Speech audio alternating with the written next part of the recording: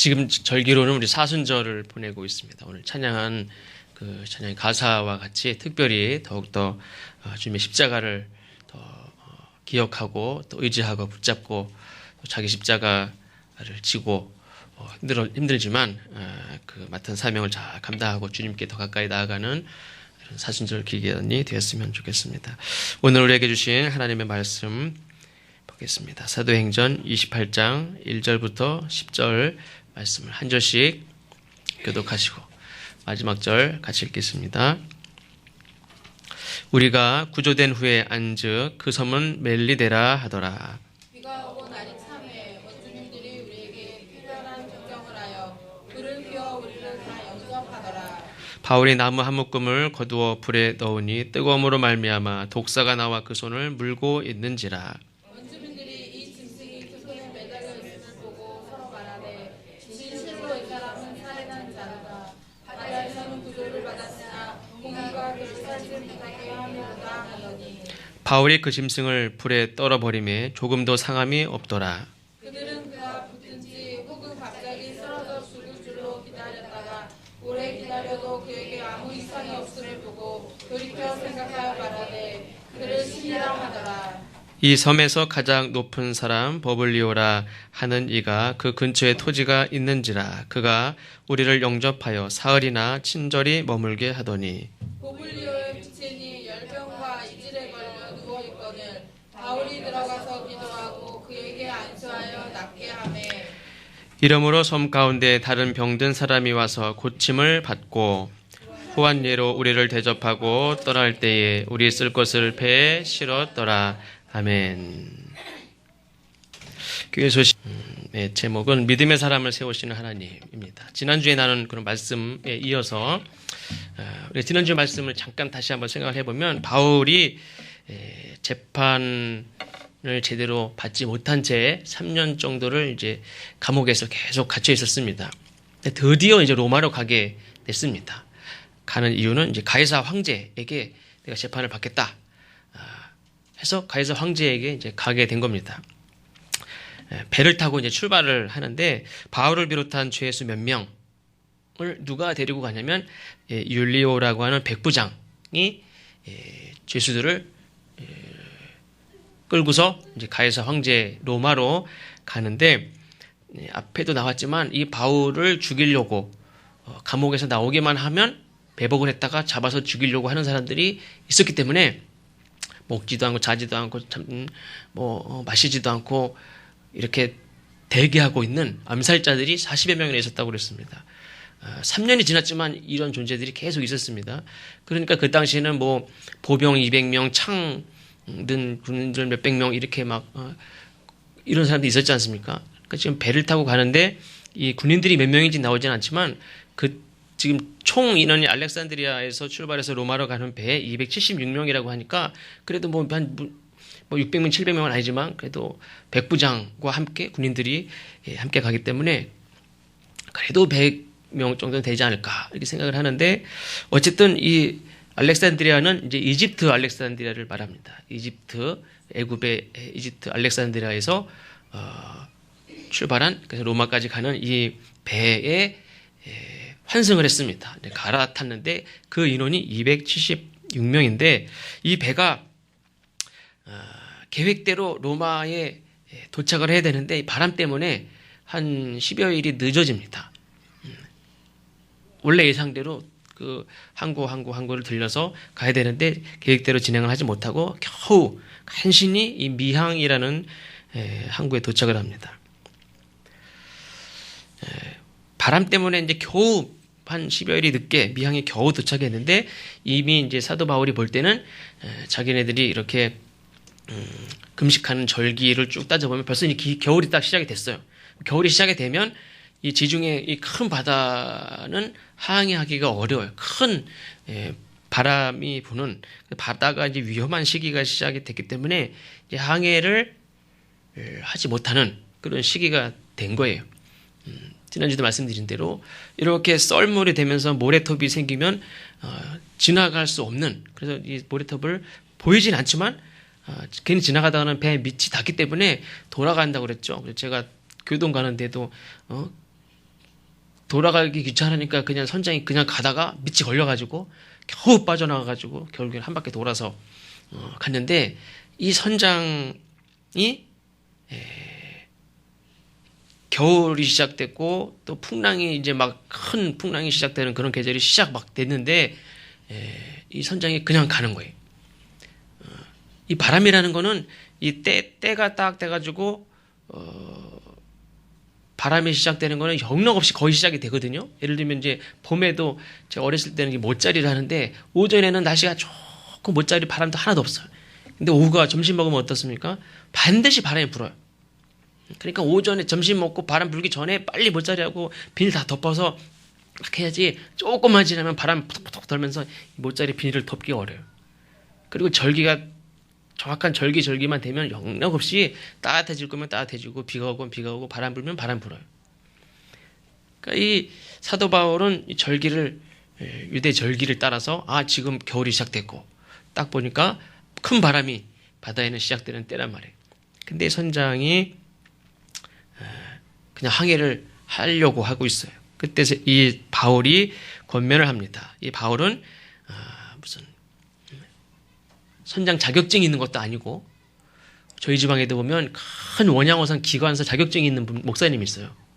이제 늦게 목회하신 분이 계신데 그분은 자동차 소리만 들어도 다 비슷비슷한가 봐요. 자동차나 뭐 배나 뭐 이 엔진으로 돌아가는 거는 대충 다 아시더라고요. 근데 사도 바울은 그런 전문가는 아니거든요. 근데 사도 바울이 그것도 지금 어떤 사람이냐면 무슨 뭐 고위 관리도 아니고 뭐 군인도 아니고 이 사람은 죄수복을 입은 죄수의 죄수. 근데 이 바울이 권면합니다. 여러분이요 내가 보니 이번 항해가 화물과 배만 아니라 우리 생명에도 타격과 많은 손해를 끼치리라. 근데 아무도 그 얘기를 신경 쓰지 않습니다. 왜 그러냐면 저 사람 뭐야? 누가 봐도 죄수 복을 입고 있어요. 근데 지가 뭘 한다고 지금 뭐 항해를 하면 배가 또 이 뭐 화물이 사람 생명이 위험한지 안 한지 자기가 어떻게 알아요? 오히려 그 말은 재수가 없는 소리예요. 아무리 날씨가 좋아도 어떤 사람이 야 이번에 바다 나가면은 안 좋을 것 같아. 이건 굉장히 듣기 싫은 소리예요. 근데 아무도 그 말에 신경 쓰지 않습니다. 왜 그러냐면 그 사람은 선장도 아니고 무슨 한낱 죄수에 불과하죠. 백부장도 성경에 보니까 선장과 선주의 말을 바울의 말보다 더 믿더라 이렇게 기록되어 있습니다. 근데 사실은 선장과 선주도 겨울이 시작되는 시기에 이 광풍이 자주 일어난다는 것은 사실 다 아는 사실이에요. 그 지중해를 항해를 바울이 많은 여행을 했지만 매번 왔다 갔다 하는 사람이 더 잘알지 뭐 여행 좀 했다고 하는 사람이 더 잘합니까? 그렇지 않죠. 그 사람도 알아요. 근데 뭡니까? 무리하게 항해를 한 거예요. 왜 무리하게 항해를 했냐면 이 미항이라는 곳에 지금 정박을 하고 있는데 여기는 항구가 적어. 그리고 우리가 뭐 이렇게 지내기는 참 비좁은 그런 도시입니다. 그래서 조금 더 가면 큰 항구 베닉스가 있으니까 그곳에 가서 겨울을 보내고 그리고 로마로 가야겠다. 다시 말하면 알면서도 항해를 한 거예요.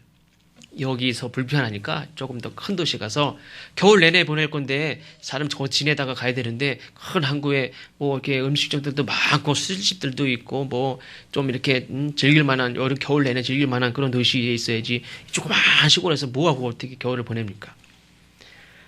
그러니까 선장이 지금 가자 베니스로 가자 항해를 시작합니다.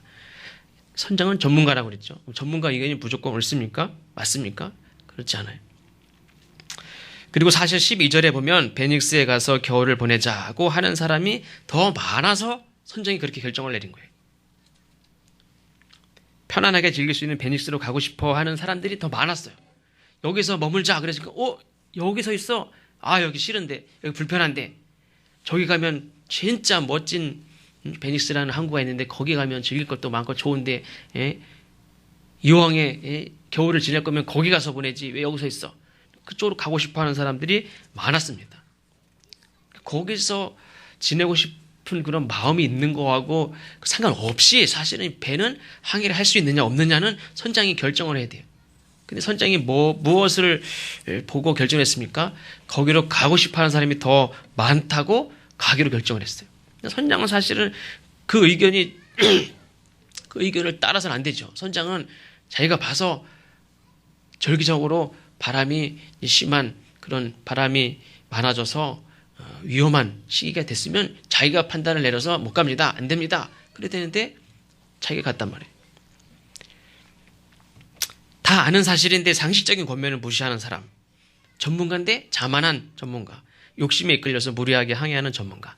이 전문가 선장이 276명을 태우고 항해를 시작을 합니다. 무슨 일이 생깁니까? 풍랑을 만나죠. 갑작스러운 풍랑이라고 이야기하는 사람이 많지만 갑작스러운 풍랑입니까 이게? 예견된 풍랑이에요. 내가 표현할 때는 갑작스러운 풍랑이라고 말하고 싶지만 사실은 예견된 풍랑이란 말이에요. 이미 누가 다 얘기도 해줬어. 그리고 사실 선장도 자기도 알아요. 위험한데. 근데 자기도 알아요. 이게 갑작스러운 풍랑입니까? 예견된 거예요. 어떤 사람도 저 사람 저렇게 살면 안 되는데. 물론 이제 하나님이 꼭 잘못한 사람 벌 주고 심은 대로 거두고 그렇게 하는 경우도 있지만 무조건 다 그 결과만 보고 그렇게 판단하면 안 되지만 저 사람 저렇게 살면 안 되는데 이렇게 더 보니까 저 사람 어떻게 됐습니까? 넘어져 있어요. 아주 고생하고 있어요. 그거 보면서 우리는 거봐 그래, 뻔하다. 그러지 말랬지. 이렇게 말을 하고 싶은 마음이 굴뚝 같죠. 근데 그렇게 말하면 또 안 되죠. 어떤 사람은 병원에 어떤 질병이나 사고나 병원에 가서 있는 분한테 찾아가서 그럼 봐 너 신앙생활 똑바로 하라고 그랬지. 거봐 내가 옛날부터 알아봤어. 아이고 진짜 헌금하라고 했더니 헌금 생활 안 하더니 거봐 더 많이 나갔지. 거봐 그런 거야. 이렇게 막 대놓고 막 얘기하는 사람들도 있는데 참 조심해야 될 일이에요. 욥이 힘들어했던 것도 그거예요. 사실은요. 옆에 사람들이 다 욥한테 그랬어요. 욥이 힘든 건 아픈 것도 힘들고 병든 것도 힘들고 자식들 죽은 것도 힘들고 다 그렇지만 친구들이 계속 찌르고 이 말이 힘든 거였어요. 그래도 어쨌든 간에 저 사람 저렇게 살면 안 되는데 근데 영락없이 언제인지 모르지만 넘어질 때 반드시 넘어져요. 넘어지라고 하는 게 아니라 넘어진단 말이에요. 그러니까 어떤 의미에서 보면 하나님의 권면이 또 어떤 하나님 신앙생활하는 어떤 그리스도인들을 통해서 그 사람이 무조건 옳다는 건 아닙니다. 그 사람을 통해서 권면이 있을 수도 있고 근데 그것이 옳은 것을 알면서도 무시하고 그 결과 처절하게 경험하는 어떤 풍랑을 우리가 많이 본단 말이에요. 나도 보고 나도 경험하고 또 저 사람도 경험하고 지중해 바다에 떠있는 커다란 배 근데 이 배에 탄 이 276명의 사람 이 사람들의 생명을 책임질 수 있는 사람이 아무도 없어요. 지금 선장 자기가 출발했으면 자기가 책임져야 되잖아요. 자기가 책임질 수 있습니까? 못해요. 핑계 낼 수 있겠지. 너네들이 다 가자고 그랬잖아. 그럼 사람들이 그게 할 말이에요? 선장이? 우리 가자고 그랬다고 합니까? 위험한데? 근데 나중에 풍랑을 만난 다음에 그 얘기하면 무슨 소용이 있습니까? 사도 바울도 나중에 그런 얘기는 했죠. 거보라고 그때 가지 말라고 그랬을 때 안 갔으면 참 좋았을 텐데 그러면서 이제 또 얘기를 하지만 다 이런 경험을 하게 돼요. 선장도 자기가 초랑 결정을 내렸지만 풍랑을 막상 만났을 때는 이 사람들을 내가 책임질 수 없어요. 바울과 이 죄수 몇 명들을 죄수를 책임지고 로마로 황제에게 데리고 가야 되는 이 책임 맡은 사람 이 백부장도 책임을 못 져요. 이 배를 아무도 책임질 수 없어요. 그런데 처음에 자기 뜻대로 항해를 시작했을 때에 잘 되는 것 같았어요. 12절 13절에 때 보면 그 항구가 겨울을 지내기에 불편함으로 거기서 떠나 아무쪼록 베닉스에 가서 겨울을 지내자 하는 자가 더 많으니 베닉스는 그레데 항구라. 한쪽은 서남을 한쪽은 서북을 향하였더라. 13절에 남풍이 순하게 불매 그들이 뜻을 이룬 줄 알고 됐다라고 생각을 했습니다. 잘 되는 줄 알았습니다. 의기양양하게 계속 항해를 했습니다. 그러나 원하는 대로 갑니까? 그렇지 않죠. 순풍이 계속 됩니까? 그렇지 않죠. 14절에 보면 얼마 안 되어 섬 가운데로부터 요라굴라로라는 광풍이 크게 일어났다. 어떻게 됐습니까? 20절에 보니까 여러 날 동안 해도 별도 보이지 않고, 해가 별이 없는 건 아니죠. 밤에는 별이 보여야 되는데 안 보여요. 구름이 낀 거죠. 낮에도 해가 보여야 되는데 해가 안 보여요. 구름이 낀 거예요. 계속 비바람이 계속 치고 있는 거예요. 여러 날 동안 해도 별도 보이지 아니하고 큰 풍랑이 그대로 있음에 구원의 여망마저 없어졌더라. 살 소망이 없어졌습니다. 어떻게 해야 됩니까? 결국 생명과도 같은 이 배의 기구들을 다 버립니다. 배에 있는 모든 기구는 다 필요한 거예요. 항해할 때 필요한 거예요. 로마로 가기 위해서 필요한 도구들이에요. 그런데 그걸 다 버려요. 왜 버립니까? 살기 위해서 버리는 거예요. 우리가 이렇게 살아갈 때도 살기 위해서 내가 소중하다고 생각해서 이렇게 모아놨던 것을 어떤 때 막 다 버려야 되는 상황이 와요. 꼭 입던 옷만 버리는 게 아니라 내가 모은 게 뭐가 있습니까? 돈도 모았죠. 돈도 어떤 때는 내가 갖다 이렇게 쓰레기통 버린 건 아닌데 나중에 보니까 다 버렸단 말이에요. 돈 다 써야 돼. 내가 다 모으려고 뭐 이 돈을 위해서 마치 사는 것 같이 돈을 모았는데 어느 날 갑자기 이걸 다 버려야 되는 상황이 온단 말이에요. 다 버려. 왜 버립니까? 살기 위해서. 살기 위해서 하면 다 버려야 되는 상황이 와요.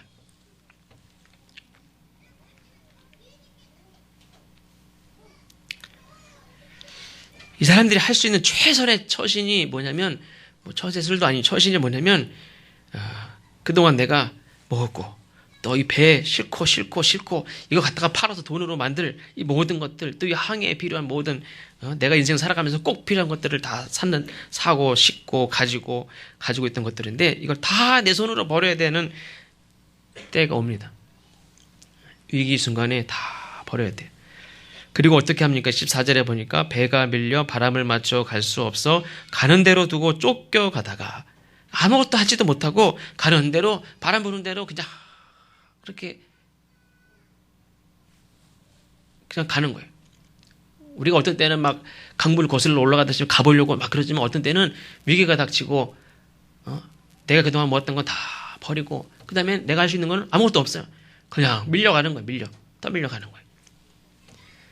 그러나 다행인 건 뭡니까? 그 떠밀려가는 상황 가운데서도 그거조차도 누가 인도하고 계십니까? 하나님이 인도하고 계신 거예요.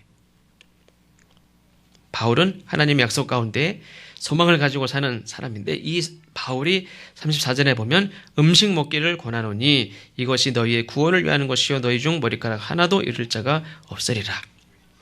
35절에 보면 떡을 가져다가 모든 사람 앞에서 하나님께 축사하고 떼어 먹이기를 시작하매.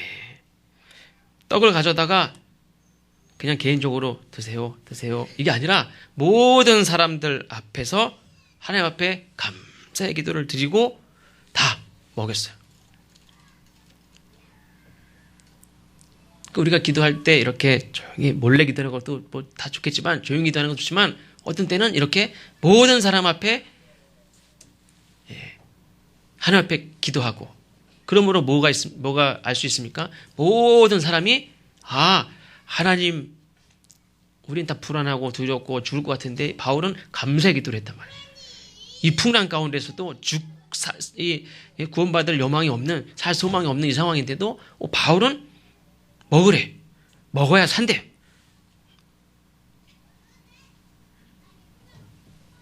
그러면서 감사한단 말이에요. 어떻게 이렇게 이런 믿음을 가지고 할 수 있습니까? 먹을 게 없어서 못 먹는 게 아니라 그냥 포기한 마음, 먹지도 못하는 상황 가운데 있는데 바울은 먹으래. 그래야 산다고.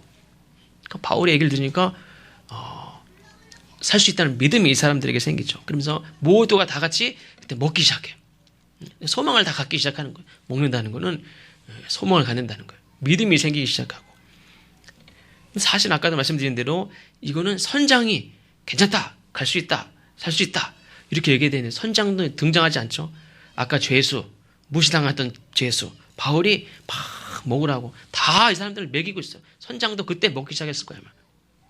군인들도 먹이고 상인들도 먹이고 다 먹입니다. 다 먹을 거를 포기하던 자들이 이때부터 감사하면서 먹기 시작하면서 소망을 갖기 시작해요. 근데 사도 바울이 왜 이 사람들을 굳이 먹입니까? 제 생각으로는 사도 바울은 역사적인 하나님 앞에 역사적인 사명을 가지고 지금 어디로 갑니까? 로마로 가요. 저 사람들 다 죽어도 난 살아야 돼. 왜 그렇습니까? 로마로 가서 복음을 전해야 돼. 나는 특별한 사람이. 그렇게 생각하는 게 나쁜 건 아니지만 난 특별한 사람이. 근데 뭡니까? 나쁜 거는 나쁘다면 니네들은 다 죽어도 돼. 니네들은 상관없어. 나는 살아야 돼. 나는 죽을 수 없어. 그런 믿음 갖는 거 좋아요. 근데 저 사람들 아무것도 아닙니까? 아니에요.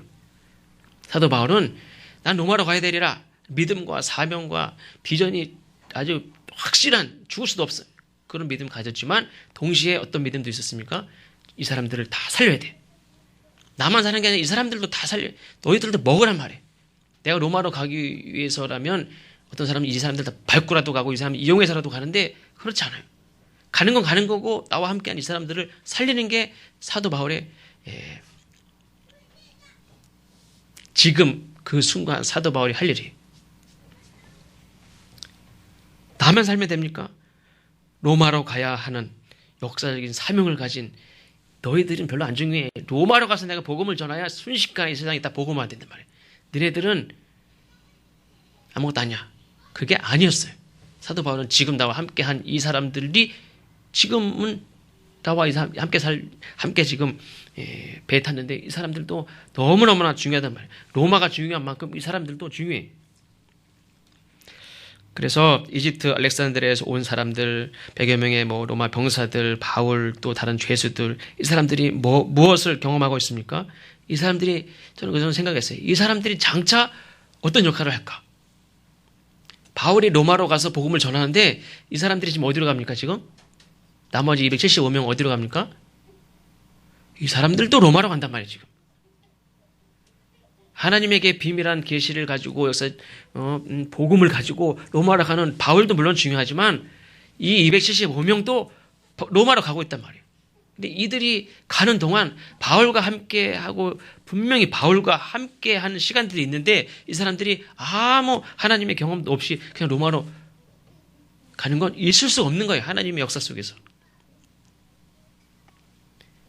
내가 로마로 와서 복음을 전하는 것도 중요하지만 나라는 존재도 중요하지만 2000년이 지난 이 로마 바울이라는 사람이 얼마나 대단한 사람입니까? 근데 이 바울이라는 사람도 중요하지만 나만 로마로 가는 게 아니란 말이에요. 나만 입이 있습니까? 나만 하나님을 경험합니까? 그렇지 않아요. 바울을 통해서 놀라운 하나님을 경험한 이 275명이 있단 말이에요. 이 사람은 이집트 사람도 있고 로마 군인들도 있고 죄수도 있고 상인들도 있고 다 있는데 이 사람들도 로마로 간단 말이에요. 바울과 함께 조금 이따 멜리데 섬에 도착하지만 이 하나님을 경험한 이 사람들은 입이 없습니까? 이 사람들은 사람 아니에요? 이 사람들도 로마로 가면 이 사람들의 입을 통해서 얼마나 많은 복음이 전파 될지 몰라요. 기록만 안 됐을 뿐이지 이 사람들을 통해서 하나님 분명히 놀라운 일들을 이루셨으리라 그렇게 믿습니다. 어쨌든 근데 경고한 대로 풍랑을 만나고 배가 다 파손하고 결국에는 다 부서진 배 조각을 붙잡고 헤엄쳐서 섬에 도착하는데 그 섬이 멜리데 섬입니다. 추운 겨울바다가 시작됐습니다.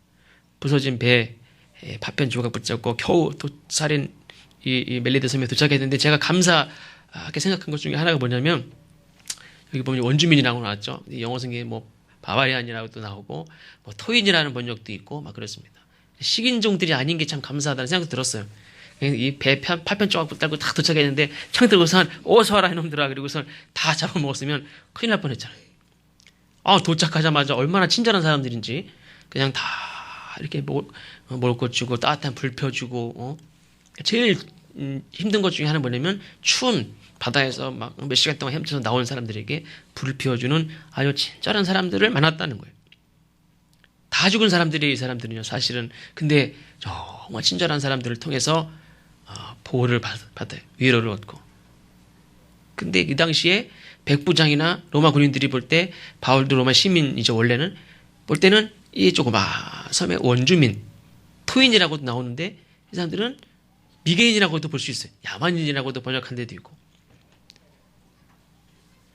감사한 것 중에 하나는 뭐냐면 배 파편 조각 붙들고 헤엄쳐서 나왔음에도 불구하고 이 당시에는 그 근방이 다 로마 제국이거든요. 로마의 통치를 받는 곳이. 그러면 백부장은 비록 배 파편 조각 붙잡고 이 사람도 헤엄쳐 나왔겠죠. 백부장이라고 누가 배태에서 내보냅니까? 다 그렇게 나왔죠.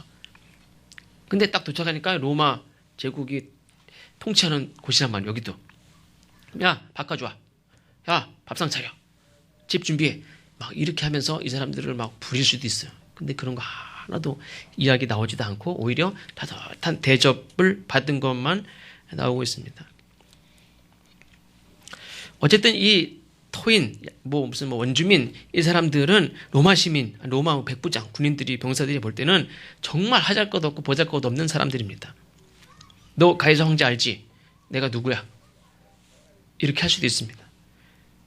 근데 하나님께서는 이 사람들을 통해서 극진한 대접을 받고 죽음의 위험을 넘기고 필요한 것들을 다 공급받습니다. 이게 하나님의 은혜입니다. 자기네들이 아무것도 할 수 없는 그런 마지막 죽기 직전까지 가서 겨우 헤엄쳐서 나와서 쓰러져 있는데 이 사람들이 창 들고 덤빌 수도 있지 않습니까? 근데 이 사람들에게 대접을 받아요. 정말 이 세상에 로마 백부장이 볼 때는, 장교가 볼 때는 정말 하잘것없는 사람들이에요. 근데 이 사람들을 통해서 내가 극진한 대접을 받아요. 근데 사실은 나중에 바울이 276명이 함께 한 사람들의 입장에서 보면 이 동네에 아픈 사람들을 다 치료해 주지 않습니까? 그러니까 서로를 돕는 그런 관계가 됐어요. 맨 처음에는 멜리데 섬 사람들이 풍랑을 만나서 파손나서 이렇게 헤엄쳐 나온 사람들을 잘 돕지만 나중에는 사도 바울이 많은 병든 자들을 치료하죠. 또 주석에 보면 이 누가라는 사람이 저자고 함께 동행한 사람이죠. 누가 또 의사니까 또 의사가 또 이 마을의 병든 자들을 다 치료했을 것이다. 이렇게도 생각하는 사람들도 있는데 어쨌든 도움을 받은 이 사람들이 이 동네에 있는 가장 높은 사람의 가족도 치료도 해주고 마을 사람들을 다 치료해주는 서로 이렇게 돕는 그런 역할을 하고 또 서로를 위한 하나님의 도구로 쓰임받는 것을 볼 수가 있습니다. 사실은 지난주에도 말씀드린 대로 이 276명 가운데 사공들이 중간에 도망가려고 그랬죠. 그때 사도 바울이 백부장에게 저 사공들 도망가지 못하게 해라. 저들이 없으면 우리도 살 수 없다. 그랬을 때에 백부장이 사공들을 못 도망가게 하고 결국에는 사공들의 도움을 얻고 그래서 모두가 살 수 있었죠. 또 백부장 이렇게 막 배가 파손이 막 되고 있을 때에 그 틈을 타서 죄수들이 도망갈까봐 이 군인들 중에 몇 사람들이 이 백부장에게 얘기합니다. 의견을 제시한 게 뭐냐면 막 배가 다 부서지고 막 그러니까 이 틈을 타서 죄수들이 도망가면 죄수를 책임지고 있는 우리들이 다 심판을 받거든요. 그러니까 아예 죽여버립시다. 어째 배는 다 파손되고 나 혼자 헤엄쳐서 나가기도 바쁜데 저는 도망가면 내가 로마의 군인으로서 그 책임을 다해야 되잖아요. 그러니까 어떤 의견을 내냐면 다 죽여버리자고 그런다.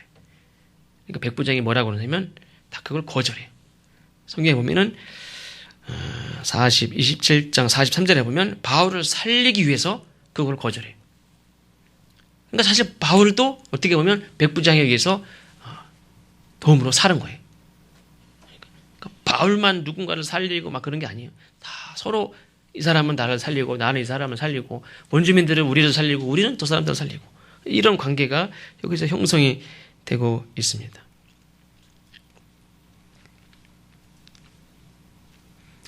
또 어떻게 보면 또 굳이 또 얘기하자면 바울 덕분에 다른 죄수들도 사는 거죠. 우리 같으면 너 나 때문에 사는 줄 알아? 이렇게 얘기할 수도 있지만 어쨌든 백부장이 바울 살리려고 하니까 나머지도 살았어요. 어쨌든 이게 나 때문에 내가 살린 건 아니지만 나 때문에 이 사람도 살고 저 사람이 나를 돕고 나는 이 사람을 돕고 그렇게 하면서 지금 여기까지 오고 있어요. 바다에서 나와서 추위에 벌벌 떨고 있을 때에 이 원주민들이 불을 피워서 따뜻하게 해주는데 사도 바울이 이렇게 나무를 더 이렇게 불에다가 올려놓다가 뱀에 물리죠. 그때에 이제 원주민들의 반응이 나오죠. 뭐라고 하냐면 살인자로다. 뱀 물렸다고 살인자입니까? 혹시 뱀 물려본 적 있으신 분 계신가요? 여기는 아무도 안 계시네요. 제가 예전에 양평에서 목회할 때는 종종 뱀 물리신 분들이 계셔요. 아주 완전 독사면은 위험하지만 그냥 그래서 조금 뭐 그냥 독이 없다고 하는 물뱀이나 뭐 땅뱀이나 이런 거 물려도 다리가 붓고 막 그래요. 그리고 막 독사에 물려도 한 일주일, 2주일 동안 입원해야 돼요. 다 빼고 막 그래야 돼요. 시골에 가서 혹시 그럴 일은 없지만 제가 그런 얘기 들었어요. 가끔 이제 그 몸빼 바지 같은 거 입고 그냥 이렇게 산에 가서 막 일하고 밭에서 일하다가 보면 이제 쉬는 마렵고 막 어떻게 합니까? 화장실은 없고. 살짝 풀숲으로 가가지고는 슉 밟고 앉아 이렇게. 싹 올렸는데 뱀이 들어가 있는 거 거기에. 그래서 뱀 물려가지고 이 하반신이 퉁퉁 벗는데 그냥 이렇게 뭐 풍선 넣은 것 같이 막 이렇게 다 퉁퉁 보여. 그래서 저는 그 얘기 듣고서는 아무리 급해도 산에 가가지고 바지는 절대 안 내요. 올릴 때 뱀이 들어오면 아우 상상만 해도 그냥 아주 끔찍해. 근데 이거를 건부를 이렇게 딱 넣었는데 뱀이 물렸단 말이에요. 근데 뱀 물렸다고 살인자는 아니죠. 근데 원주민들이 살인자다 이렇게 얘기하는 거예요. 왜 그렇게 판단했을까? 1차적으로는 죄수복을 입었기 때문에 그럴 수도 있어요. 죄인인데 저 사람이 무슨 죄를 졌는지 잘 모르잖아요. 근데 그 사람들이 볼 때는 어차피 재판받아서 로마의 형 중에서 제일 극형은 십자가형인데 어쨌든 어떻게 죽든 사형을 당할 만한 죄는 뭐 살인을 했다든지 이런 사람들이죠. 근데 재판을 받아서 이제 가서 로마로 가서 재판을 받아서 사형에 처하지는 않았는데 이 사람들이 풍랑해서 어쨌든 살았어요. 살았는데 어차피 넌 사형 재판도 못 받지만 어쨌든 너 그 대신 뱀에 물려서 넌 죽는구나. 그러니까 너는 살인자구나. 죄수복을 입었는데 무슨 죄를 졌는지 모르지만 뱀에 물린 거 보니까 넌 그래 풍랑에서 살았을지 모르지만 그래도 공정한 이거 이 원주민들이 가지고 있는 그런 신앙 의식이죠. 살인자구나. 그러면서 어떻게 합니까? 죽기를 기다려요. 물론 사도 바울은 탁 떨어버리고 아무것도 아니에요. 하나님이 지키셨어요. 악한 마귀의 권세를 밟고 승리하는 그런 사람이지만 어쨌든 다른 사람들은 죽기를 기다려요. 그때 사도 바울은 아무것도 아닌 거예요. 하나님 지키시는 그런 사람이니까 뭐 담대하고 로마로 갈 거니까. 근데 실제로 진짜 내가 병들어가지고 의사도 포기했어. 근데 옆에서 죽기를 기다리고 있어. 그 처지가 한번 된다고 생각하면 정말 낙심되는 거예요. 누가 나보고 1차적으로는 살인자래. 내가 살인자입니까?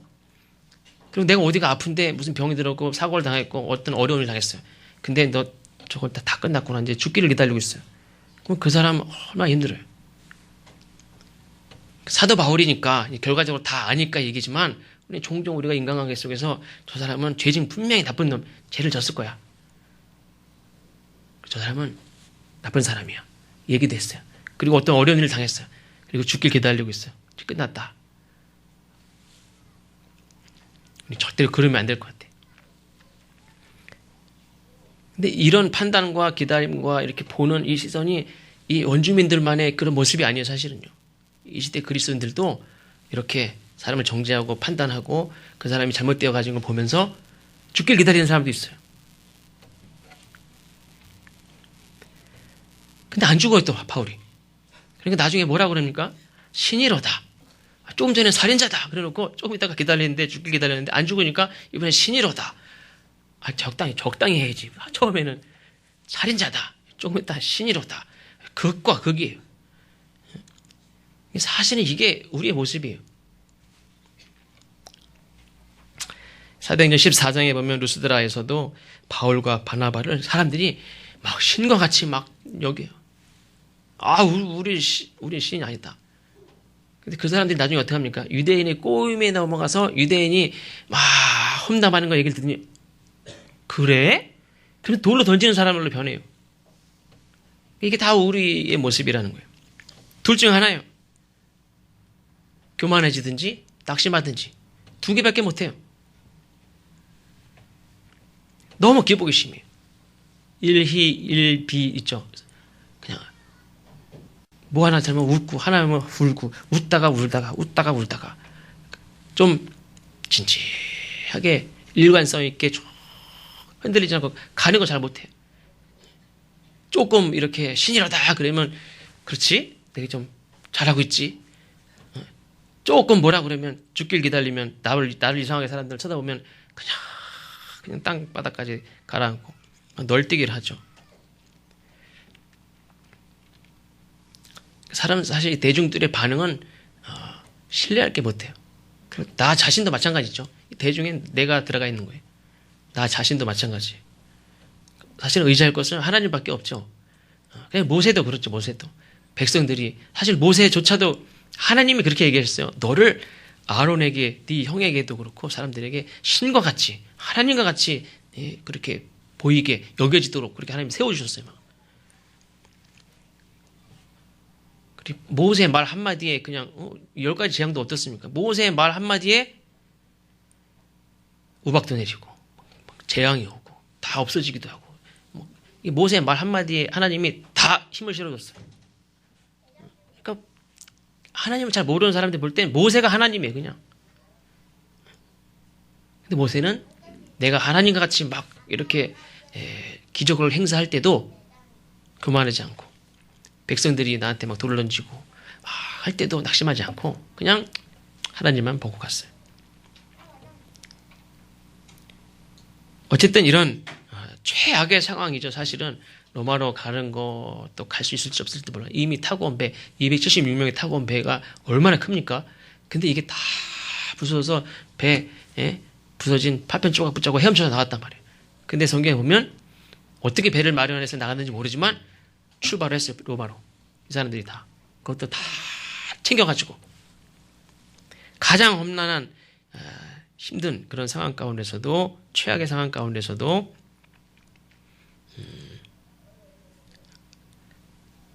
하나님의 나라가 확장이 되고 있는 것을 우리가 볼 수가 있습니다. 사실은 로마로 가서부터 이게 확 퍼진 게 아니죠. 이미 멜리데 섬이라는 섬에서도 이미 복음이 다 전파가 됐어요. 하나님을 다 경험했어요. 그리고 로마로 가지만 그래서 어떻게 보면 이 과정 가운데에 나는 로마로 갈 것이다. 로마로 가는 거고 군인들도 이 바울을 로마로 데려가는 거지만 그 과정에 뭐가 있었습니까? 멜리데 섬이 있었고 풍랑의 경험이 있었습니다. 이 풍랑의 경험이 없었으면 이 모든 276명의 사람들이 하나님을 경험할 또 멜리데 섬의 사람들이 하나님을 경험할 기회가 없었을지도 몰라요. 우리는 우리 내일 어디 부산 갑니다. 그리고 우리나라 사람들은 어떻습니까? 부산 갈 때까지는 자요. 부산 가는 동안에는 내 옆 사람하고도 얘기도 안 해. 가는 동안에 어디 지나가는지 신경도 안 써요. 그러니까 부산만 중요해. 우리 조만복 형제님도 있지만 관광차 부산 갑니다. 그러면 관광차에서 대부분의 사람들은 이렇게 막 음악 틀어놓고 커튼 다 치고 막 이렇게 막 춤을 춰. 아줌마들 아저씨들 막 춤춰요. 그 큰 관광버스가 흔들리면 다 춤추는 거예요. 그렇죠? 요즘에 그 전 좌석 다 안전벨트 매는데 관광버스는 안전벨트 하나도 안 매죠. 다 일어나서 춤춰요. 일어나는 것도 위험한데 다 춤춰요. 제가 시골에 있을 때는 그 80 넘은 할머니들이 밭에서 나가서 나 일 좀 시켜달라고 밭에서 이렇게 일하는데 일 잘 못해요. 허리도 아프고. 그러니까 어떻게 하냐면 엉덩이에 이만한 스티로폴 이렇게 싼 거를 엉덩이에 딱 붙여. 다 묶고선 앉아가지고 엉덩이로 땅을 이렇게 비벼가면서 하루 종일 땅을 뭉개가면서 일을 하는 그 할머니들인데 버스에 타면 그게 다 나아요. 순식간에 일어나가지고 막 5시간도 춤을 춰요. 그렇죠? 내려갈 때 집에 가서는 아이고 이렇게 해도 버스에서는 다 나아요. 이게. 우리나라 사람들은 부산 간다. 그러면 그 과정은 춤추는 거하고 자는 것 빼고는 없어요. 내가 대전을 들려가는지 어디 대구를 들려가는지 여기가 대구구나. 여기 무슨 낙동강을 지나가는구나. 이게 없어요. 그냥 목적지밖에 없어요. 신앙생활하는 사람도 우리의 마지막 목적지는 천국이죠. 천국. 하나님 앞에 가는데 과정이 중요해요. 우리가 내가 원치 않는 사람들과 어떻게 하다 보니까 같은 배를 타가지고 나는 전혀 그러고 싶지 않은데 풍랑을 경험한단 말이에요. 나 때문이 아니라 저 사람 때문에. 근데 그 과정도 중요하단 말이에요. 그때 만나는 사람도 중요하고. 로마로 가서 하는 일만 중요한 게 아니라 내가 지금 살고 내가 지금 만나고 있는 사람들이 지금이 로마로 가서 하는 일과 똑같이 중요한 거예요, 사실은요. 그죠? 그게 더 중요한 것도 아니고 여기서 만나는 것도 중요해요. 원주민들도 중요하고. 그리고 나만 가서 복음을 전하는 게 아니라 모든 사람들이 또 나와 함께 복음 전파된 거지. 바울이 훌륭한 사람이지만 세계 복음화를 바울이 혼자 했습니까? 바울도 많은 사람들을 통해서 지금 도움을 많이 받죠. 죽을 건데 백부장에서 살고 사공들 때문에 배가 이렇게 그래도 우리들도 가서 산 거고 도움을 얼마나 많이 받습니까? 우리가 신앙생활하는 이런 과정 가운데서도 전혀 하나님 안 믿는 사람도 전혀 모르는 사람도 전혀 인종이 다른 사람도 나를 이렇게 묶고 끌고 가는 사람도 상관없이 우리가 모두 함께 살아가는 모든 자들이 장차 하나님의 복음을 하나님을 경험할 사람들이고 같이 하나님을 이야기해야 될 사람들이고 이 과정이 참 중요하다 생각하면서 장차 나중에 천국에서만 중요한 게 아니라 오늘 우리가 함께 지금 함께 예배드리는 우리가 중요하고 우리가 함께 사는 가족이 중요하고 또 나와 함께 만나는 사람들이 중요하고 그래서 그 더불어 살아가는 사람들과 함께 하나님을 경험하고 말할 수 있는 저와 여러분 되시기를 주의 이름으로 축원합니다. 우리 찬양 549장